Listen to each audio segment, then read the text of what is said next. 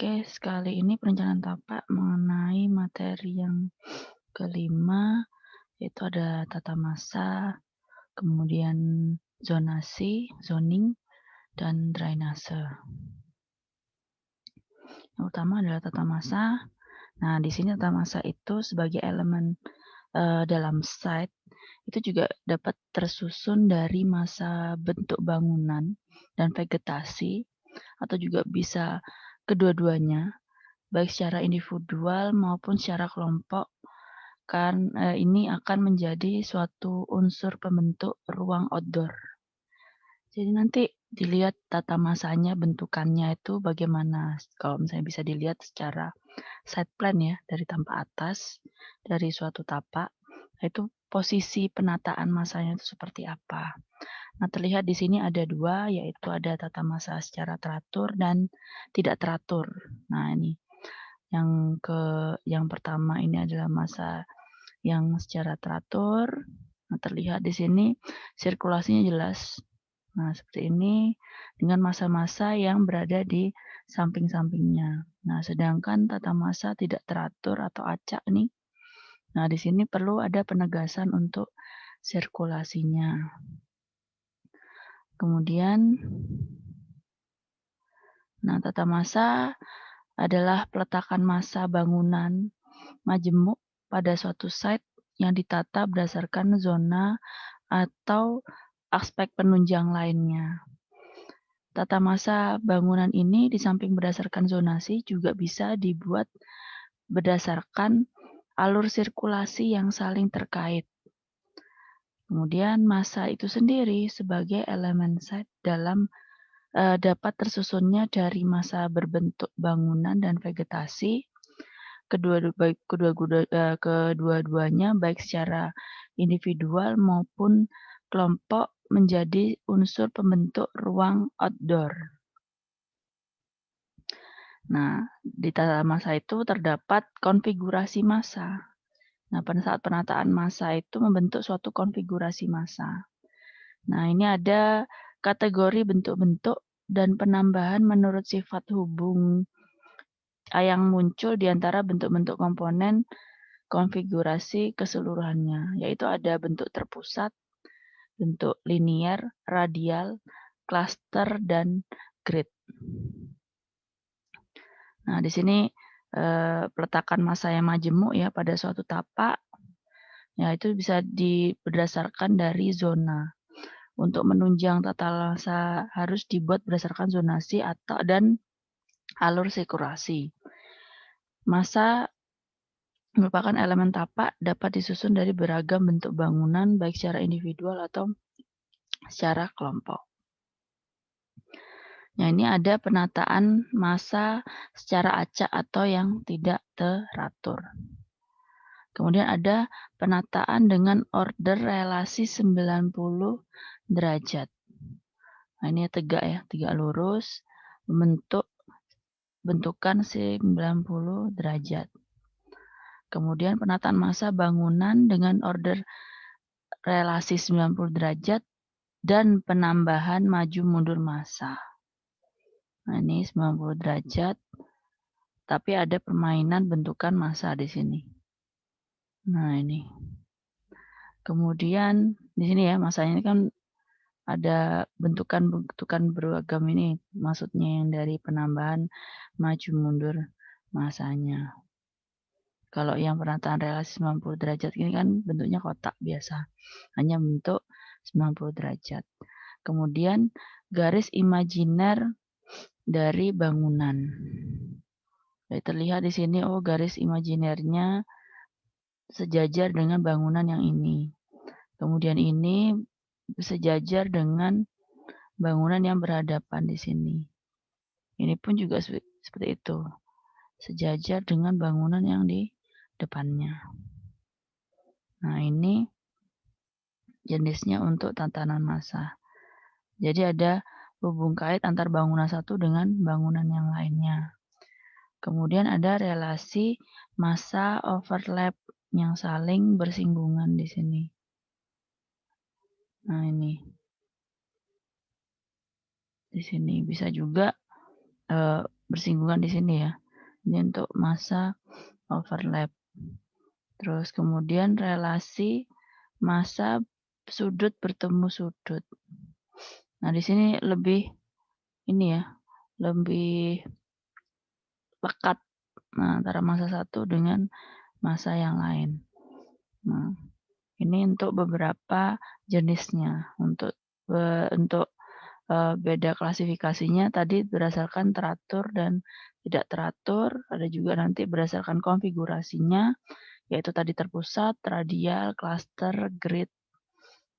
Nah, itu nanti untuk konfigurasi. Ya, ini untuk hanya jenis penataannya, bisa juga seperti ini. Terus kemudian, untuk berdasarkan bentukan tadi yang terpusat, tatanan massa yang terpusat, itu terdiri dari jumlah bentuk sekunder yang mengelilingi satu bentuk domain yang berada tepat di pusatnya. Bentuk-bentuk terpusat menuntut adanya dominasi secara visual dalam keteraturan geometris. Bentuk yang harus ditempatkan terpusat misalnya bisa berbentuk bola, kerucut, ataupun silinder. Ini terlihat di sini terpusat di satu tempat untuk pola tatanan massanya. Nah, pusatnya adalah di sebelah sini. Seperti ini contohnya untuk yang terpusat.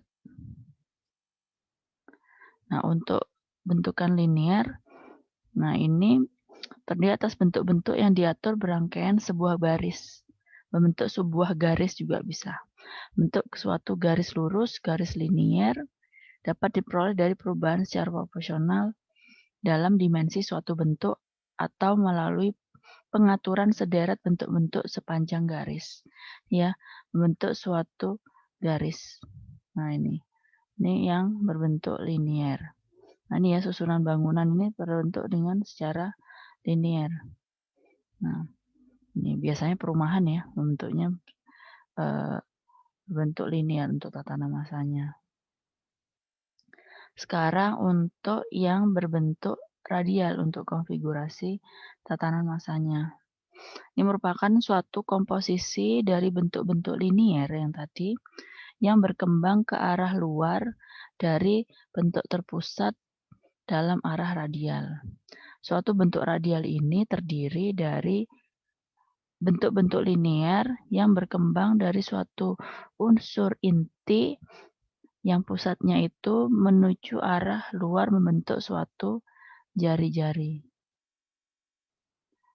Nah, bentuk ini menggabungkan aspek pusat dan linear menjadi suatu komposisi radial. Jadi yang terpusat tadi ada terpusat di sini.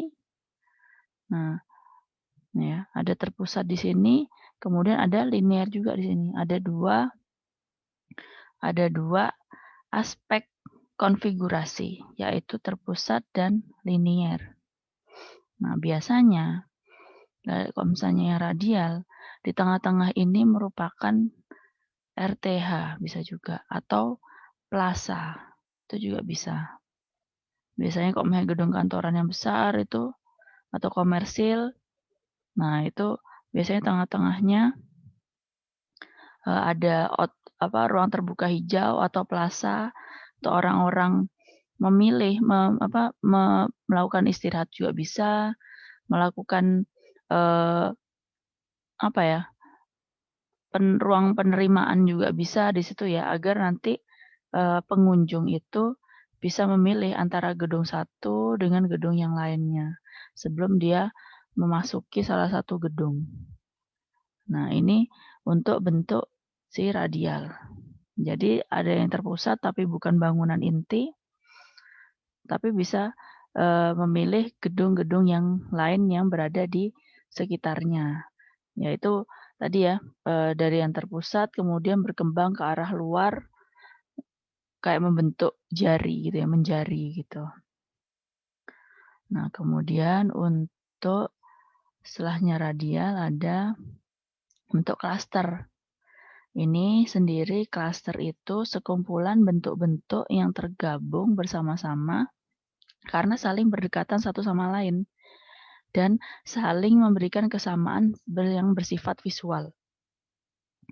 Jika organisasi terpusat memiliki dasar geometrik yang kuat dalam penataan bentuknya, maka organisasi kelompok ini dibentuk berdasarkan persyaratan fungsional seperti ukuran, wujud, ataupun jarak letak. Walaupun tidak memiliki aturan geometrik yang sifatnya introvert, berbentuk perpusat organisasi kelompok cukup fleksibel dalam memadukan bermacam-macam wujud, ukuran, orientasi dalam strukturnya. Ya, jadi di sini biasanya bentuk klaster ini biasanya ada di perumahan ya. Di perumahan terpadu itu juga bentuknya klaster. Nah, itu ada keseragaman, ya ini ya, bentuknya ada keseragaman antara bangunan satu dengan bangunan yang lainnya, atau masa satu dengan masa yang lain dalam bentuk klaster ini. Nah, kemudian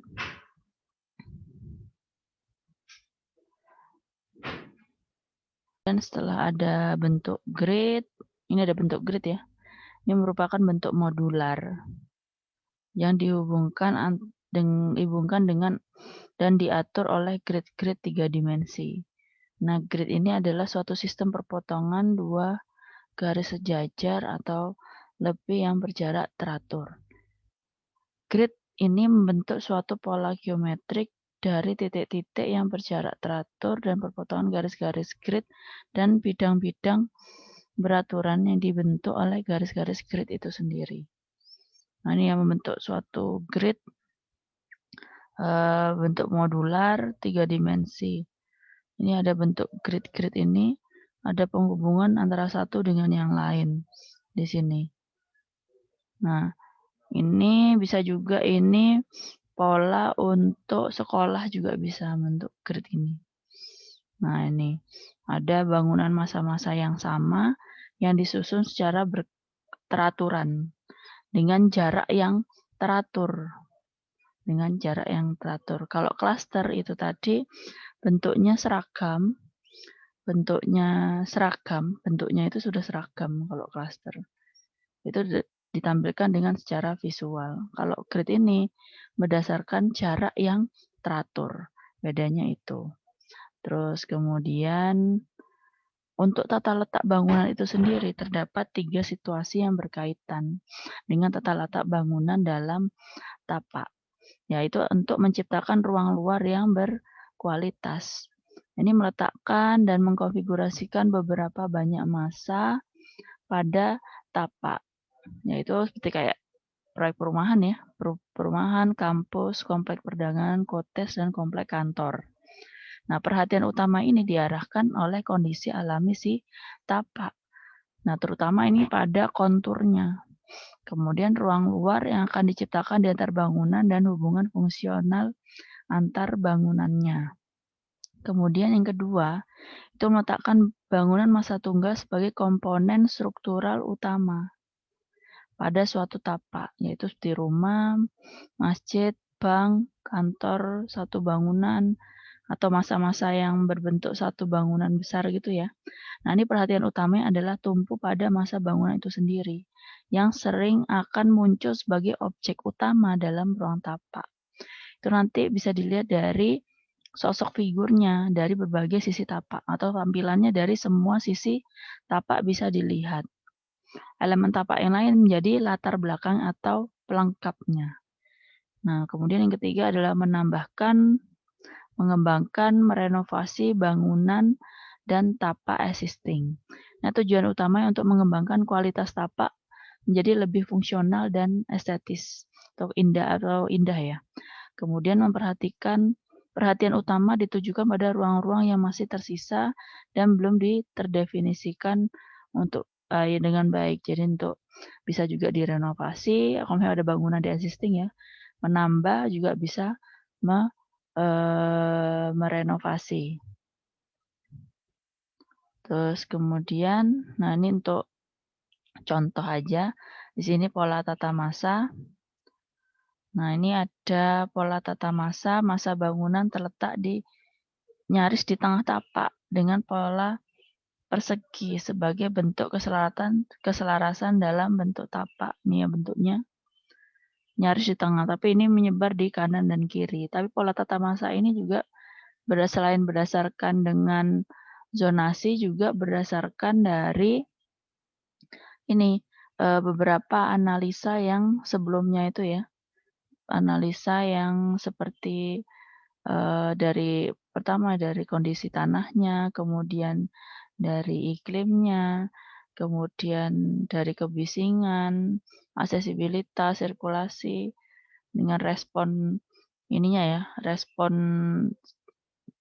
yang sudah kalian analisa itu, kira-kira posisi masanya itu lebih baik menggunakan pola apa?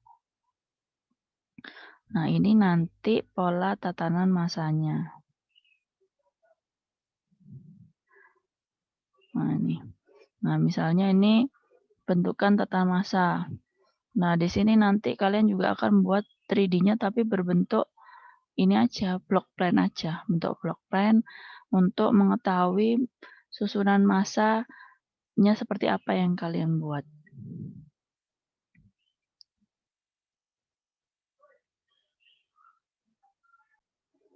Ini juga bisa kalian buat di sini bentukan tata massa nantinya transportasi bentukan tata massa bisa juga kalian jelaskan seperti ini.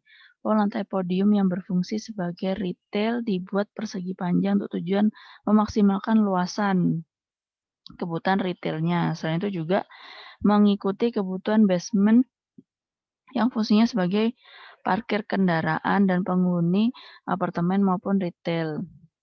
Nah, terus kemudian di lantai 2-nya terdapat podium atau dua core sebagai tower utama. Di sini core itu digunakan untuk segala utilitas ya. Utilitas. Nah, di sini dibangun ujungnya bangunan dan view yang ditutup karena core tidak membutuhkan view karena inti core ya nih. Inti core itu sebagai transportasi vertikal, kemudian utilitas itu berada di inti core. Nah, kemudian dibangunnya 2 tower apartemen masing-masing itu berlantai 8, bentuknya seperti L memanjang. Kemudian selain itu orientasi panas matahari juga memaksimalkan angin yang masuk di area tengah tapak. Jadi juga akan berpengaruh dengan iklimnya juga. Nah, itu. Iklimnya juga mempengaruhi, kemudian dari kebisingan atau dari analisa vegetasi, analisa kebisingan, sirkulasi dan aksesibilitas juga mempengaruhi bentukan massa nantinya yang harus kalian buat. Ini juga ada selain itu bentukan massa juga bisa contohnya seperti central space. Ini ruang integrasi pertama yang menghubungkan banyak ruang, diantaranya ada beberapa ruang yang terkoneksi dengan kuat, kemudian ruang-ruang yang dihubungkan adanya central space ialah entrance, toko souvenir, kantor dan servis, kemudian galeri seni rupa, restoran, ruang pameran, dan amphitheater. Nah, di sini nanti kalian juga bikin bentukan 3D seperti ini ya. Walaupun tidak terlalu kelihatan bentuknya, tampilannya tidak masalah, tapi ada pembagian ruang-ruang di situ nanti. Nah, misalnya di sini ada berdasarkan dia masing-masing ininya apa namanya fungsi dari bangunan-bangunan sendiri. Ada untuk entrance, kemudian central space, galeri, kantor, kemudian restoran maupun toko souvenir. Nah, di sini nanti kalian bisa juga menjelaskan berdasarkan zonasinya nanti. Untuk pewarnaannya itu mungkin lebih ke pewarnaan zonasi dengan nanti ditandai dengan simbol A, B, C, D untuk misalnya central space nanti untuk notasi A, yang B kemudian galeri seni rupa dan lain sebagainya. Nah, terus kemudian di sini ruangan pameran terbuka. Nah, di sini juga sebagai ruang integrasi kedua ya, integrasi antara bangunan utama dengan ruang yang di sebelahnya. Itu hubungan antara ruang teater, galeri, pameran seni, pertunjukan, dan juga central space. Nah, ini untuk ruang latihan ya ada tambahan di sini ya. Tambahan di sini ruang latihan yang warna kuning, kemudian ruang terbuka, dan akses pejanten village. Nah, ini untuk maksud dari masing-masing bangunannya itu ada fungsinya. Kemudian amfiteater, sebuah ruangan yang berfungsi untuk memamerkan karya-karya yang tahan terhadap cuaca. Juga ruangan ini berfungsi sebagai ruang integrasi ketiga, di mana integrasi beberapa ruang di antaranya hubungan antara ruang restoran, latihan, central space, diakses mall ini mall ya berarti. Nah ini amfiteater, kemudian galeri seni pertunjukan dan ruang teater di sini. Bisa juga kalian nanti saat tatanan massa juga bisa menceritakan seperti ini. Ini salah satu juga cara kalian untuk mengkonsep ya di sini. Bisa juga kalian menjelaskan, oh ini gedung utama, ada apa aja sih di gedung utama itu. Dengan bentukan seperti ini tuh mengapa. Nah kemudian, oh di sini ternyata ada ruang pamer, kenapa ruang pamer seperti itu. Itu nanti bisa juga kalian jelaskan juga seperti ini. Ini juga dengan amfiteater pun seperti ini. Nah, terus kemudian yang ini ada ruang luar. Ruang luar ya, nanti ruang terbuka ya. Nah, ini ruang luar adalah sebuah ruang yang terbentuk oleh batas horizontal bawah atau bentang alam dan batas vertikal atau massa dan vegetasi. Nah, ruang luar ini juga bisa ruang terjadi karena pembatasi alam dengan memberi kerangka atau bingkai, disebut juga arsitektur tanpa atap, tetapi dibatasi oleh dua bidang yaitu lantai dan dinding. Ruang terbuka seperti ini ya, yang dikhususkan tuh berada di dekat-dekat ini apa namanya di batas antara bangunan-bangunan ya, bangunan untuk ruang luarnya. Nah, ini juga ruang luar berdasarkan kegiatan yang ada. Ruang luar tuh bisa dikategorikan menjadi ruang aktif dan ruang pasif. Nah, ruang aktif ini adalah ruang-ruang yang dibentuk untuk difungsikan sebagai ruang untuk aktivitas olahraga, jalan, dan eh, bermain. Ruang luar ini dapat juga berbentuk plaza, playground, atau lapangan olahraga. Jadi memang ruangan yang memang aktif digunakan untuk berkegiatan. Sedangkan untuk ruang pasif, ruang-ruang yang dibentuk bukan difungsikan sebagai tempat manusia berkegiatan. Ruang ini hanya digunakan untuk area hijau ataupun taman pasif. Jadi tidak digunakan untuk berkegiatan manusia untuk berkegiatan itu ya.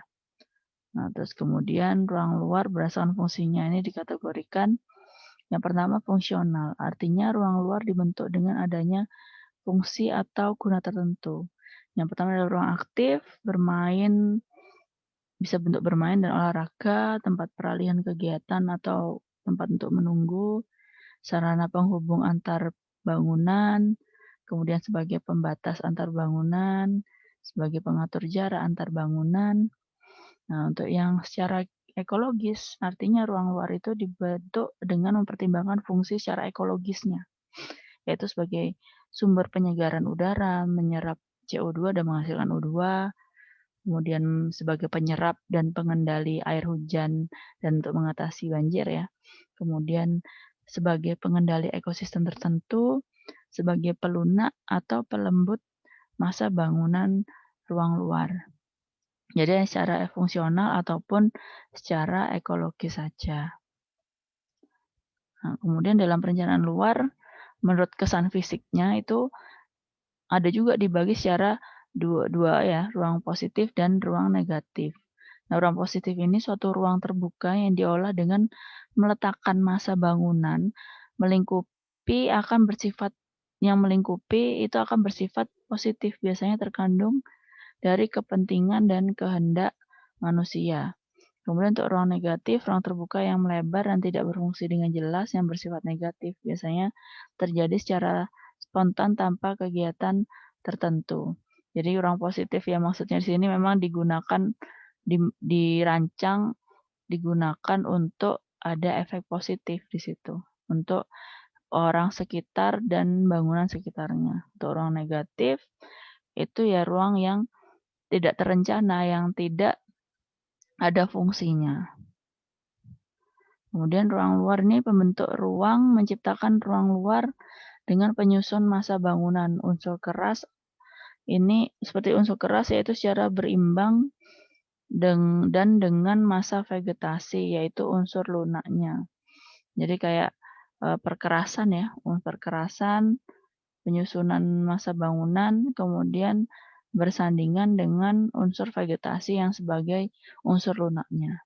Nah, pembentukan ruang menciptakan ruang positif dan ruang negatif secara proporsional dan seimbang sesuai dengan fungsi kegiatan dan peruntukannya.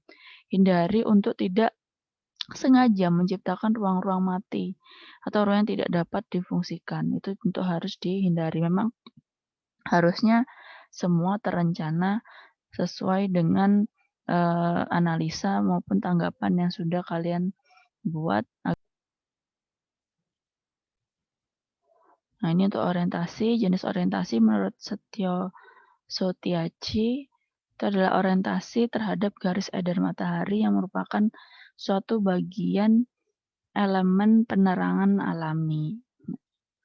Kemudian orientasi pada arah pandang tertentu yang biasanya mengarah pada potensi-potensi yang relatif jauh, misalnya arah laut atau pemandangan. Nah, ini ada orientasi yang berdasarkan garis edar matahari, mana yang harus dihindari, mana yang berpotensi untuk orientasi bangunan. Kemudian ada orientasi dengan arah pandang tertentu, yang melihat dari potensi view yang didapat di area tersebut.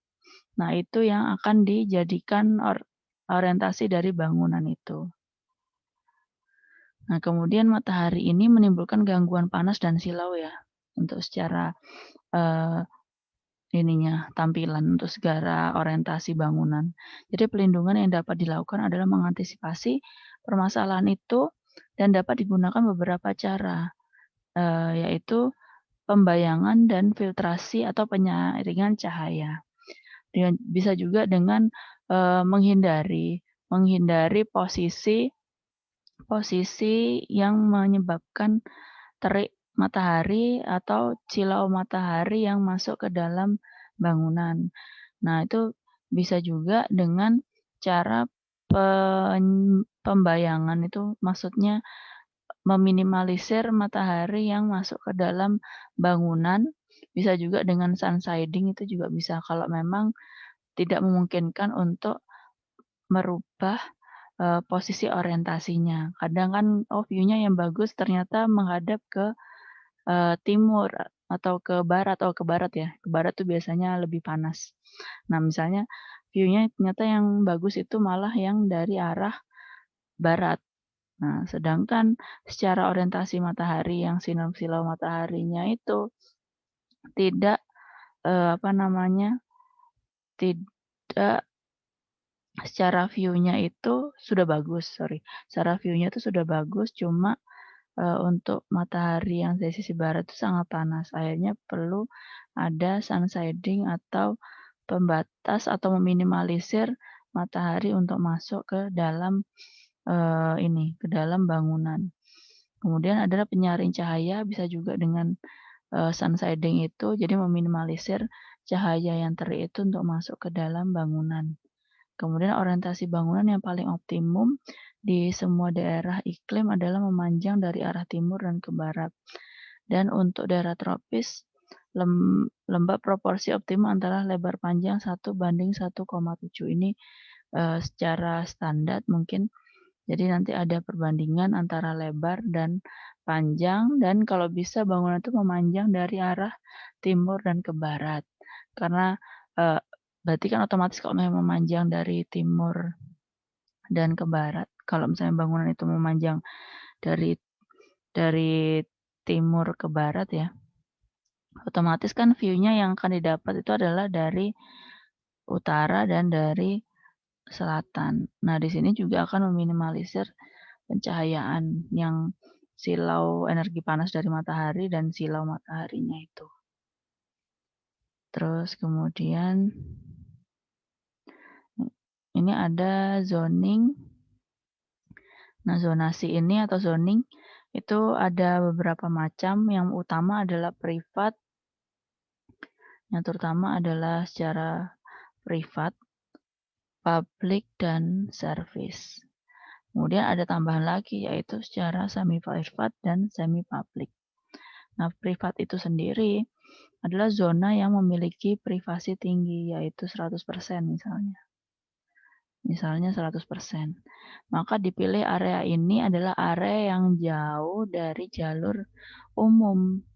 Nah, ini biasanya memang digunakan untuk kepentingan pengelola atau memang manajemen yang membutuhkan privasi yang sangat tinggi. Nah, sedangkan untuk yang semi privat, di sini zona peralihan antara semi publik ke privat. Jadi ini kadar privasi adalah misalnya 80%.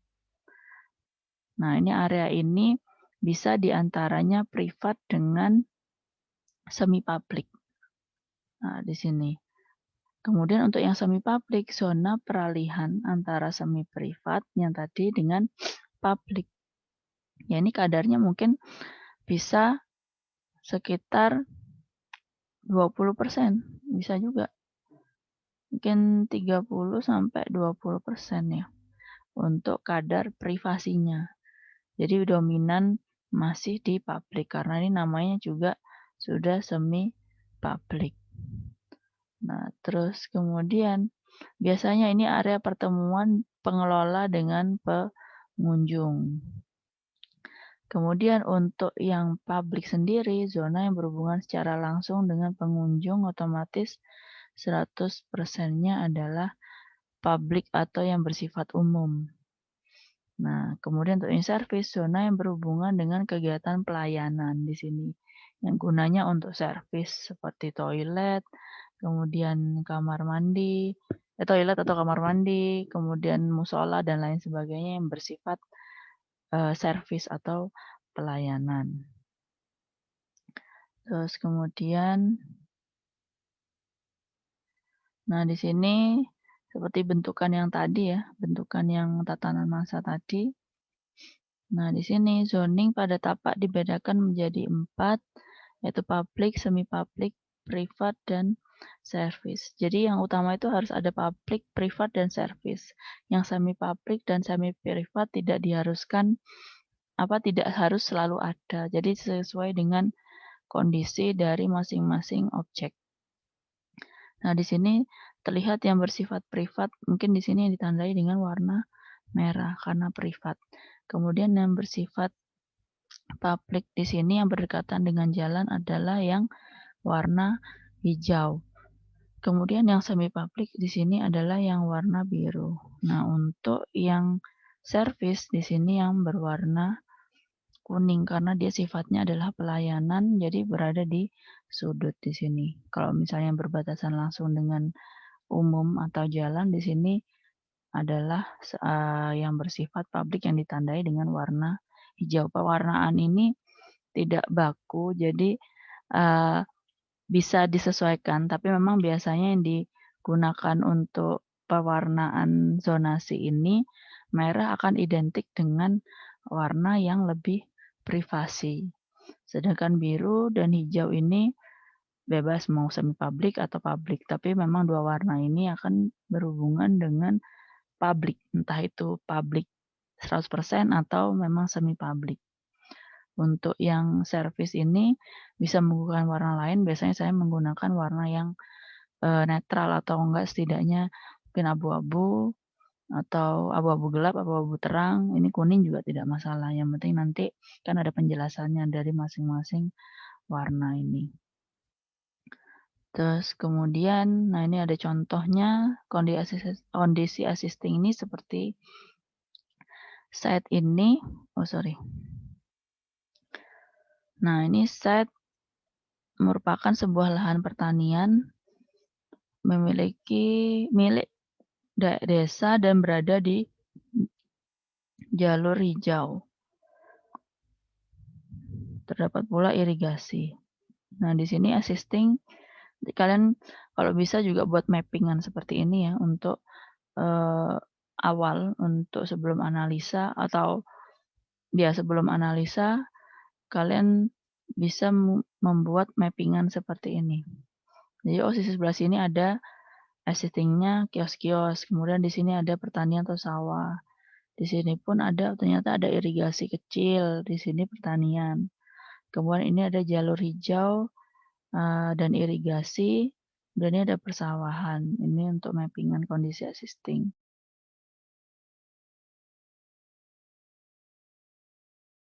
Nah, untuk tanggapannya itu sendiri, nah di sini area publik itu merupakan area yang aksesnya mudah dijangkau oleh semua pihak dan berdekatan dengan jalan. Nah, di sini mewadai fungsi parkir, informasi, shopping center, dan kantin. Nah, kalau bisa di sini, ini kan area publiknya di sini. Nah, di situ dijelaskan juga area parkir kan juga masuk servis juga sebenarnya. Nah, bisa juga dari area publik ini di salah satu sisinya ini juga merupakan area servis. Nah, itu kalian nanti harus membedakan, oh ini servis. Area servisnya di sini. Untuk yang di bangunan publiknya. Sebenarnya jadi pengelompokan secara umumnya itu kalian tunjukkan, walaupun nanti di denahnya atau di setiap ruangannya itu pasti ada servisnya di bangunan tersebut. Nah, itu enggak masalah. Tapi yang untuk tapak dari luar itu harus dibedakan untuk pengelompokan servis dan pabriknya. Jadi nanti kalian bisa meletakkan area servisnya dengan warna yang berbeda. Kemudian yang hijau ini untuk area hijau. Kemudian di sini ada semi publik. Area yang membutuhkan privasi namun juga dapat menjadi aktivitas publik. Kemudian di sini area privat, area yang didapat diakses oleh pihak tertentu. Area ini membutuhkan privasi yang tinggi, makanya ini berada jauh dari area publik. Nah, publik itu harus masuk ke semi publik dulu, baru ke area privat. Nah, di sini ada area semi publik juga. Ini merupakan area yang mudah dijangkau oleh semua pihak, namun memiliki kebutuhan privasi juga di sini. Nah, ini memadai fungsi pameran indoor maupun outdoor kalau misalnya memangnya di sini untuk ditempatkan. Memang kalau misalnya ini tadi publik, yang ini tadi semi publik ya. Ini juga semi publik. Nah, di sini untuk menuju ke privat ini melalui dari peralihan ini. Area peralihan semi publik dan semi publik juga di sini. Ada 2 semi publik untuk baru menuju ke privat ini. Nah, ini untuk zonasinya, tanggapan dari zonasinya. Terus kemudian ada drainase. Nah, ini sistem drainase adalah untuk menghindari tergenangnya tapak dan bangunan akibat air hujan. Jadi untuk meminimalisir kalau misalnya ada terjadi genangan dalam tapak tersebut, apa yang harus dilakukan? Nah, itu akhirnya kita akan membuat sistem drainase. Persyaratan sistem drainase antara lain menghindari banyak titik percabangan pada saluran drainase tersebut. Kemudian menyediakan sumur resapan untuk menjaga konsistensi resapan dan pemeriksaan jaringan. Kemiringan tanah yang cukup untuk menghindari terjadinya genangan air adalah kemiringan lahannya 1 hingga 3%. Nah, di sini di gambar terlihat ada listrik, gas, air, dan telepon. Ini jaringan listrik, air, gas, dan telepon di existingnya. Kemudian saluran pembuangan ditanam kurang lebih 2 meter di bawah jalan. Jadi di bawah jalannya ada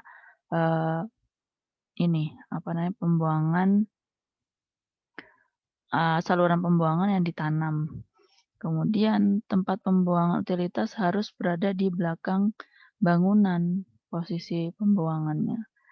Kemudian batasi bangunan terhadap jalan guna menghindari saluran utilitas pada tapak yang panjang dan masalah drainase saluran pembuangannya itu harus dicek juga ketinggiannya.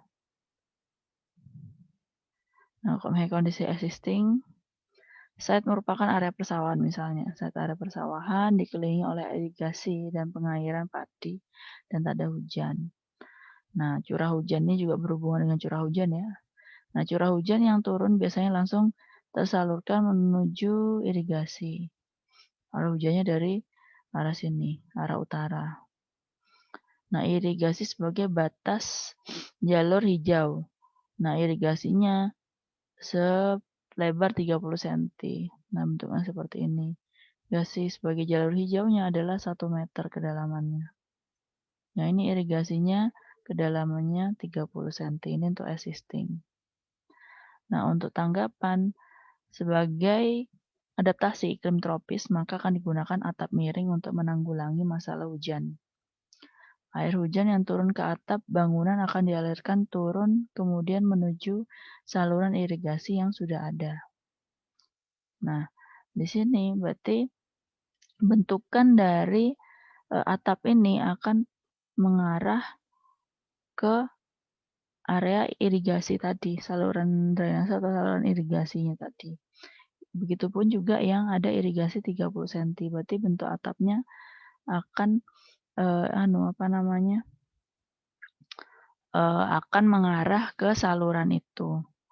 Jadi misalnya tadi bangunan-bangunan yang ada di tengah tadi atau bangunan yang ada di sini, jika air hujan turun kemudian akan jatuh ke atap. Nah, atap nanti akan langsung ada saluran di sini yang akan atau enggak langsung mengarahkan air hujannya ke area irigasi. Bisa juga nanti diberikan lubang di sini ya, lubang saluran agar nanti air dapat turun ke saluran irigasi yang ditanam di bawah tanah.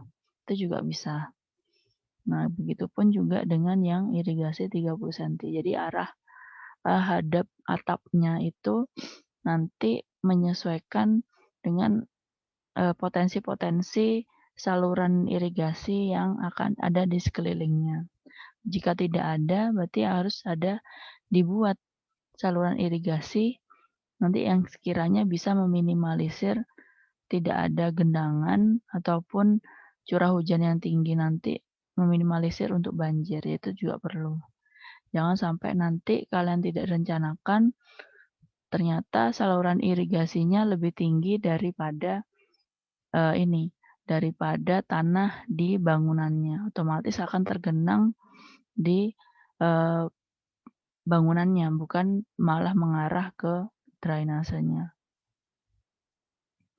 Nah, semua analisa yang tadi, yang sebelum-sebelumnya dari materi awal hingga yang sekarang, semuanya ditumpang tindih, dianalisis secara menyeluruh untuk merumuskan satu konsep perencanaan tapak. Nah, misalnya ini contoh kesimpulan dari semua analisa. Secara topografi, 0% hingga 8% masuk ke dalam kategori datar sehingga lokasi perancangan dapat menjadi ruang terbangun seluruhnya, misalnya seperti itu. Terus kemudian secara aksesibilitas, aksesibilitasnya rendah.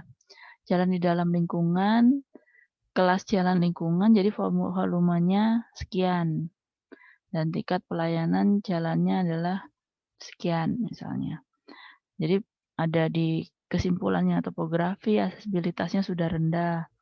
Kemudian termasuk karena objeknya mungkin sarana perdagangan jasa, jadi zona pabriknya itu ada apa aja di situ zonasinya. Zonasi yang disediakan ada zona apa saja di situ, publik, privat, dan sebagainya. Terus kemudian mungkin aja sudah bisa kalian bagi di situ. Oh ternyata secara gambaran aja ya, secara kotak-kotak gini. Oh ini untuk yang perdagangan jasa di sini ada apa aja di situ. Nanti kalian mungkin secara fungsi ada fungsi untuk perdagangan. Oh, nanti letaknya berada di dekat jalan. Terus kemudian ada zonasi untuk fungsi hunian. Itu nanti termasuk zona apa di situ, privat misalnya. Jadi nanti berdasarkan fungsi aja ya. Berdasarkan fungsi yang sudah kalian bagi di analisa fungsi.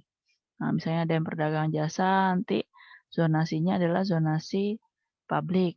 Nah, kalau misalnya yang fungsi hunian di sini, itu termasuk zonasi privat yang letakkannya agak dalam ya, agak menjauh dari jalan raya.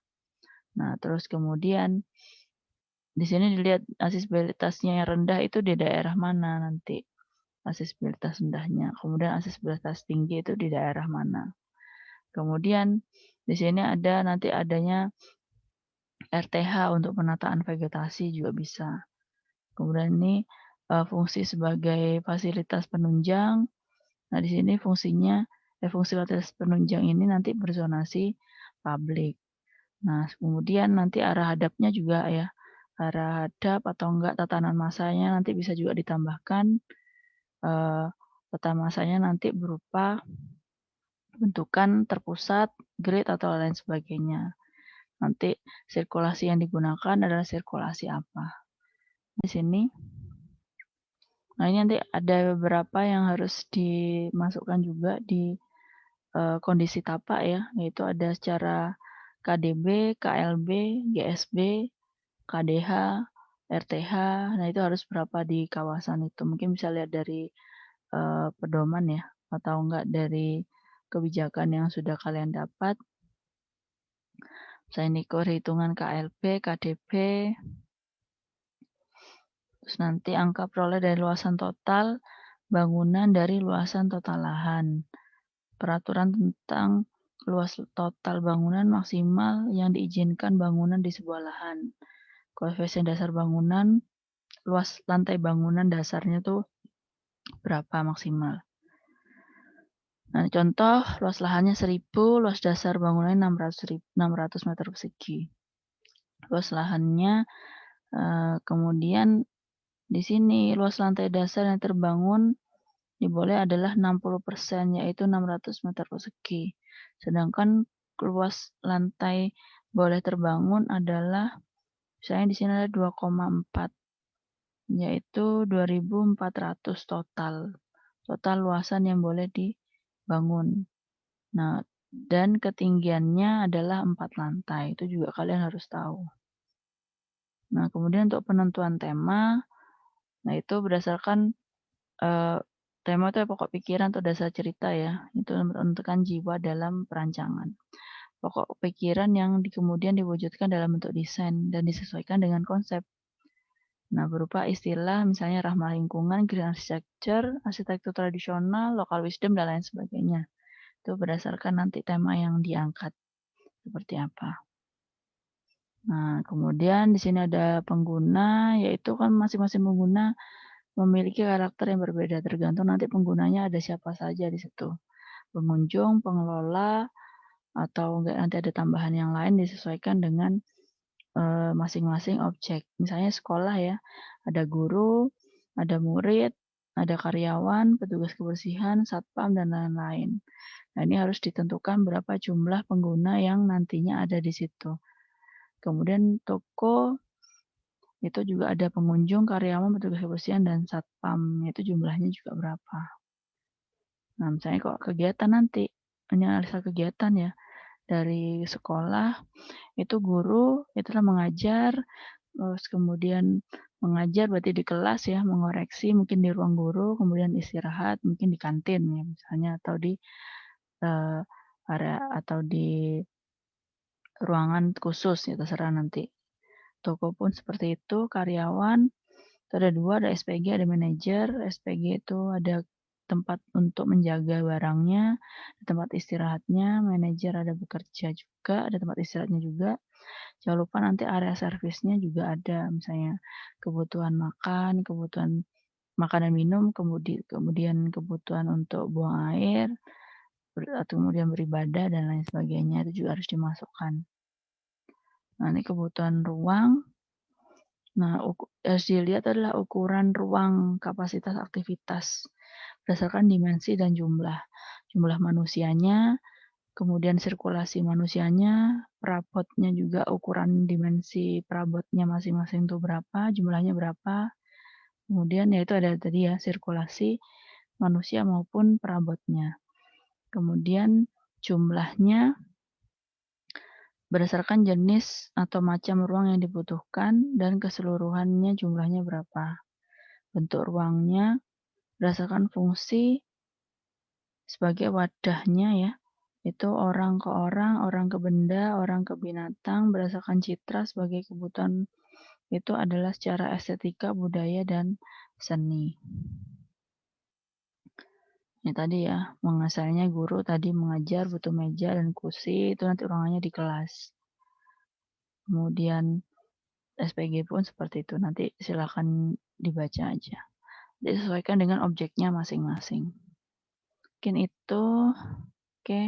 Terima kasih, silakan nanti jika ada pertanyaan, silahkan disampaikan. Terima kasih.